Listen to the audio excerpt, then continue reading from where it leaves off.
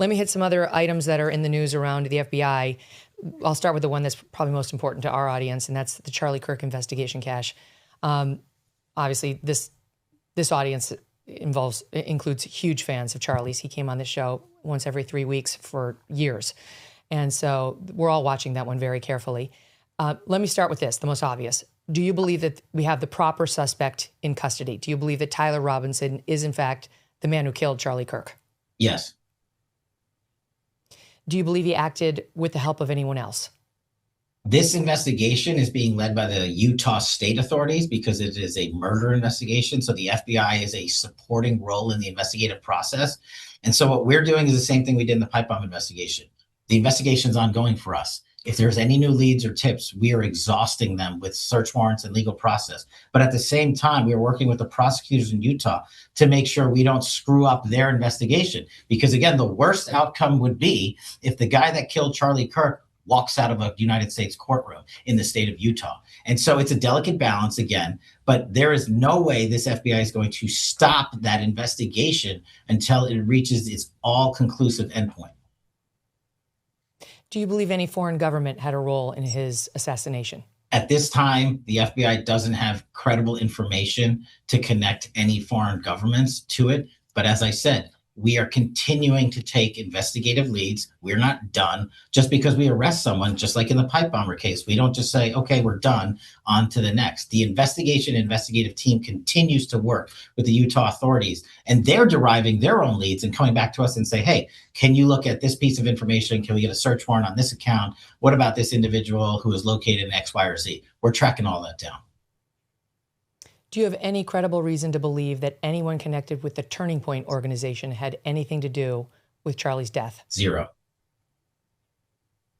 On the subject, there's been an allegation made by prominent podcaster Candace Owens that she's received a death threat, a credible death threat from the French, that a threat has been made on her life, and that the French, she's been told, also may have had a role in Charlie's assassination. Have you looked into either of those? Do you believe she's received a credible death threat from the French, or that the French had something potentially to do with Charlie's death? Any American that receives a death threat from overseas or anywhere in America is going to be fully investigated.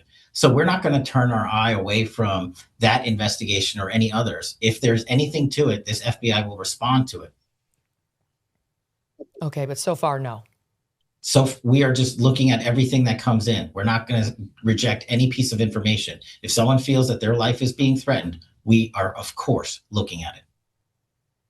I can verify that myself because we've received some very dark things here at our show, and you guys have always been very responsive in looking hard at the people who send them. Can I ask you, Kash, the text messages between Tyler Robinson and his roommate Lance Twiggs, the reason a lot of people think Tyler didn't do it is because they sound kind of fake. You know, the wording just sounds a little strange. Like, I thought they caught the person, or no, you weren't the one who did it, right? I am. I'm sorry. They go on from there. Why did I do it? Yeah, I had enough of his hatred, and so on. Do you have any reason to believe that text exchange was not real between them for whatever reason, potentially even having been orchestrated between the two of them? Look, I understand the emotion behind this case. Charlie was my friend. He was your friend. He was assassinated in the most brutal way in a public forum where he was trying to have engagement with the youth of the United States of America. And while I was representing the White House at Ground Zero in New York City on 9/11, we made the decision to pivot immediately and fly out to Utah to make sure we executed this manhunt. We went out there, the FBI seized the video evidence and put it out to the public immediately. And then this individual was caught in 33 hours. And so I understand that there's so much charged emotion on the other evidence that was collected, the notes that you were talking about, the text message, excuse me. And we present that information to the prosecutors to make the determination based on the evidence we have as to whether or not they were real. I can't stylize or comment on it because it's an ongoing investigation, but I don't believe the prosecutors in the state of Utah would be using any piece of information or evidence that was not credible. Last but not least on Charlie, there were texts by certain trans individuals online before the assassination talking about something big is going to be happening, and then after he was killed saying, and there it is, leading many of us to wonder whether there was some sort of Transtifa connection to the murder, or at least maybe some tip-off to the community. Is that under investigation? That is most definitely under investigation, and we've disclosed a lot of that to the prosecution, or all of it that we have, and they've made some of it public to include that he was in a relationship with an individual who was part of that community, and that he was engaged in communications with other individuals in that community. But as to how they relate to the prosecution, that's up to the Utah prosecutors to say, we need this in court, and we're going to hold it till we release it, till his trial. Ever read the label on a typical bag of chips? It's often a science experiment of seed oils, MSG, artificial dyes, and mystery ingredients. Masa is part of the growing movement to bring back real food. Masa chips contain just 3 ingredients: organic corn, sea salt, and 100% grass-fed beef tallow. Not only do these chips avoid the bad stuff, they also taste delicious too. Snacking on Masa chips is nothing like eating regular chips.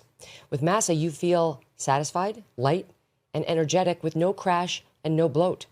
And if you love Masa, then you will love Vandy Crisps. Vandy, which is Masa's sister company, makes the most delicious 3-ingredient potato chips too. Ready to give Masa or Vandy a try? Use code MK for 25% off your first order at masachips.com or vandycrisps.com, or simply click the link in the video description or scan the QR code to claim this delicious offer. Don't feel like ordering online? Masa and Vandy are now available nationwide at your local Sprouts supermarket. Stop by and pick a couple of bags up before they're all gone.